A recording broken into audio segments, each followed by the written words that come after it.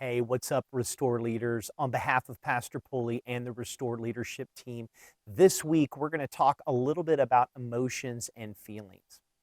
Emotions and feelings, they can be great gauges, but not great guides on how we deal with particular situations or circumstances.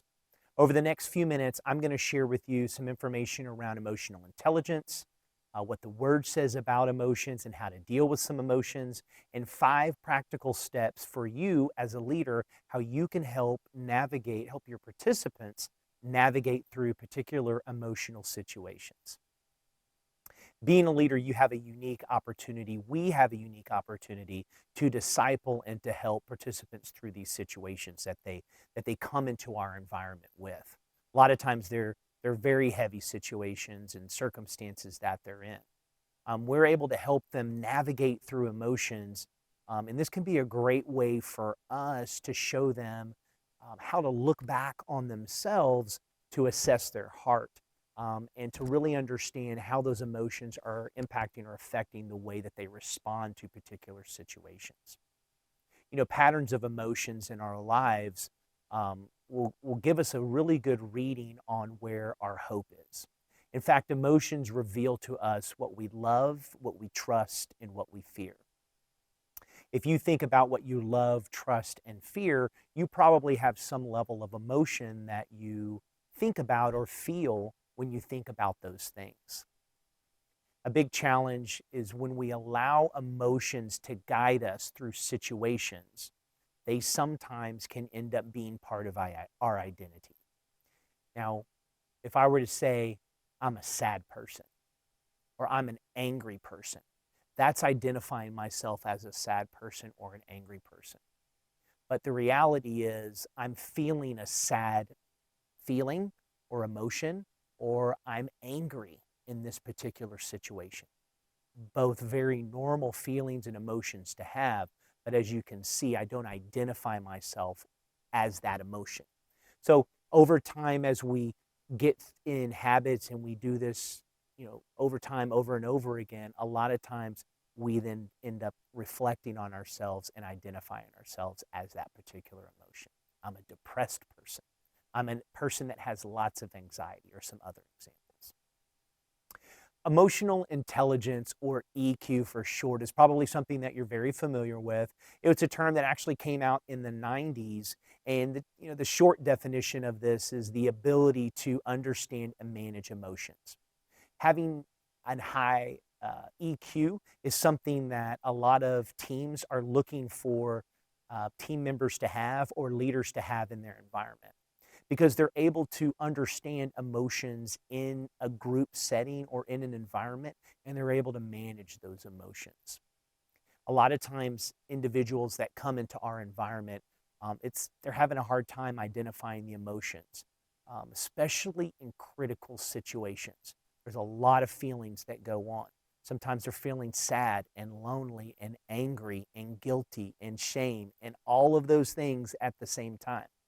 And it can be really hard for an individual to pinpoint a focus on a particular emotion or feeling that they're having.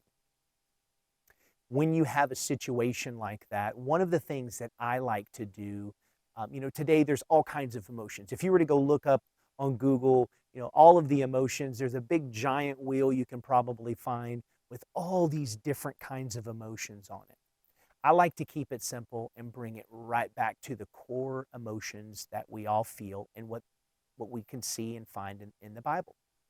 And those emotions are in the core, or kind of prime format, are glad, sad, fear, hurt, lonely, shame, guilt, and anger. A lot of times our participants, and sometimes myself, are struggling to identify an emotion that we're having in a particular situation. So I take a particular participant or somebody that I'm meeting with through an exercise of fill in the blank. That exercise really goes like this. When blank happens or was done to me, I feel or felt blank, fill that in with the emotion. So it would look something like this. When my spouse yelled at me, I felt anger and sadness. What that is telling us is in that particular situation, I was angry for the way that they yelled at me, and I was sad because I was reminded that it's sad that we're in this situation. Those are very appropriate feelings to have in that particular situation. The more we can help our participants take and identify a particular emotion with the situation, the quicker they're going to be able to turn that particular situation over to God and to work through that particular problem. Now, looking at the Bible and looking specifically through the Word, we find all kinds of examples and guidance on specific emotions. We see where God is emotional. And in fact, emotions are a gift from God. If we didn't have emotions, we would be like robots. And it's a gift from God. And we probably don't like to feel a lot of the negative emotions that we feel. We love all of the good ones like joy and peace and happiness. But those emotions are what make us very unique, and God had a plan for that. So it gives us some specific examples in the Bible, and some of those, one that I like to look at is 1 Peter 5:8. Be alert and of sober mind. Your enemy, the devil, prowls around like a roaring lion looking for someone to devour. Now, of sober mind can also mean of calm spirit. You know, I think of sober, I think of not being a drunkard. But in this particular case, if you go back and look at the root meaning, it's kind of calm spirit, being a calm spirit. Another one is Ephesians 4:26 and 27, and Paul is telling us, in your anger, do not sin. Do not let the sun go down while you are still angry. And then it goes on to say, don't allow the devil a foothold. So if we kind of dissect that just a little bit, it says, in your anger, do not sin. So this is telling us that undealt with emotions, anger in this particular situation, can lead us to sin. So if we don't deal with that, he says, deal with those situations. Don't go to sleep or lay your head down without dealing with that particular emotion. So throughout the Bible, it doesn't tell us don't have these emotions, but it tells us to deal with them and how to respond to them. You know, one particular verse that I really like specifically for us as leaders is, you know, sometimes situations where we're in a group setting and, you know, we're working with somebody, we're kind of frustrated with them. You know, they're sharing some things we might not completely understand their situation, or we kind of have put our own thoughts to their particular situation. And so a good leader requires strong ability to handle negative emotions or really to deal with those. And so sometimes when we have those feelings, we don't really agree with them, or we don't like the things that they're doing, or we're frustrated with them. Psalms 13 tells us, it teaches us to suspend judgment while we deal with our thoughts. So as we go through as leaders, a very strong or emotional, good leadership that has strong ability or strong emotional intelligence is able to suspend those judgments while you're dealing with your thoughts.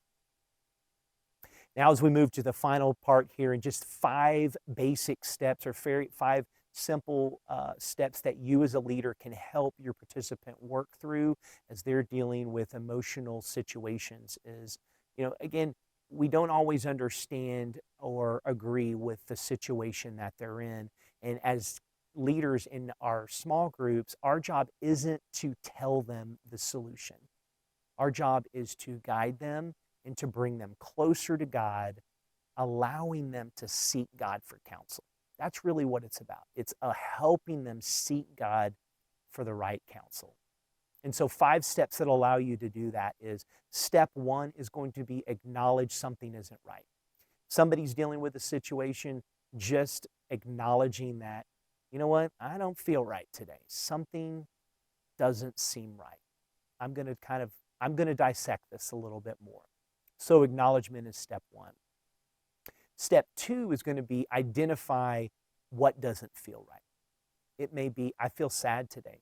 I feel shame today. I feel guilty today. So that feeling, understanding that feeling and kind of identifying that is going to be step 2. Step 3 is going to be accepting the feeling without making it your identity. I feel shame today. I feel guilty today. I feel sad today, but that's not who I am. And this is a big step to get over or to understand. And so when participants or anybody you're talking to, the light bulb goes on and they understand their true identity in Christ, they will be able to quickly mature and in their spiritual maturity and understand that these are just feelings and emotions. They're not who they are. So accepting the feeling without making it your identity. Step 4 is going to be pay attention to the feeling and find the root cause. So we kind of want to sit in that feeling. We don't want to go out and replace that feeling with something else by consuming a substance or looking at things we shouldn't look at or responding to people in a negative way. We want to kind of be in that feeling. And we want to look and say, I'm feeling angry today. Why am I feeling angry? Why do I get angry when this other individual does that? Or why do I go and drink or take drugs or do something else when I feel a certain feeling? We want to look at that root cause. And then finally here, and this is what we do every week, and even more than that, is we want to discuss this with our group. We want to discuss that root cause. We want to make it comfortable for our participants to be vulnerable in that group setting. So talk about it in a group, talk about it with a friend, bring it to God, and turn those root causes over. And that's going to be the fastest way for healing and for individuals to work through those situations. So helping identify the root cause can give you a gauge on where to invite God into and what you can pray for other individuals. Hopefully this was helpful for you as we talk about emotions and feelings. Until we see you here again, we'll see you on Monday night.